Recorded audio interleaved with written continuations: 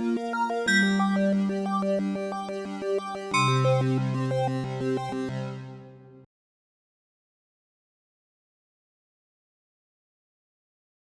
effectivement, ce qui m'a décidé à faire des recherches par rapport aux nombreux accidents qui se déroulaient au bout de l'autoroute 5, à l'intersection du chemin McLaren. En début d'année passée, j'ai relevé les statistiques des années 2017, 18 et 19 et le début de l'année 2020. J'ai recensé un minimum de 31 sorties de route au bout de l'autoroute 5.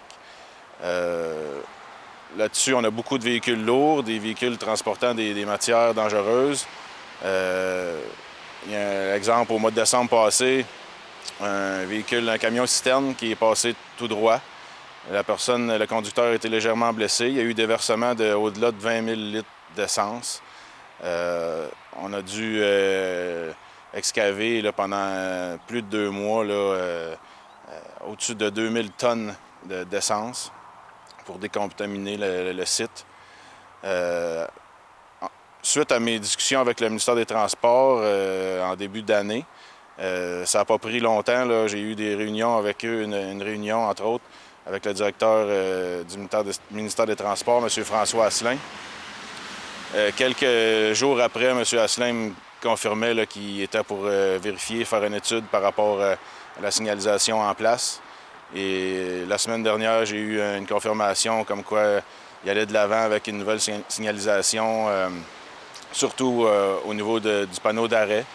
Le but étant de mettre des signaux rouges au panneau d'arrêt intermittent pour ainsi sécuriser l'intersection et espérer qu'il y ait moins de sorties de route à cet endroit. Et pour je ne sais pas quelle va être la nature des clignotants. Par contre, on me confirme qu'il va y avoir des clignotants au niveau du panneau d'arrêt. Dans les 31 sorties de route minimalement qu'il y a eu depuis quelques années, il y a aussi des conducteurs qui évitent la sortie de route et qui ne passent pas tout droit, mais malheureusement qui frappent le garde-fou dans la sortie pour aller prendre le chemin McLaren. Donc, les modifications qui sont faites par le ministère des Transports sont seulement positifs et pour la sécurité des usagers de la route. Effectivement, il y a des panneaux temporaires qui vont être installés avant la fin de l'autoroute, jusqu'au temps que le nouveau panneau d'arrêt avec des clignotants soit installé définitivement. Donc, on devrait s'attendre à avoir une nouvelle installation sous peu. J'aimerais aussi profiter de l'occasion pour remercier la participation de M. Asselin et de ses collègues là, du ministère des Transports dans leur rapidité à répondre à mon souci là, de signalisation sur l'autoroute 5. En dedans de 2 mois, là, leur étude a été faite et ils vont de l'avant avec une nouvelle signalisation qui devrait porter fruit.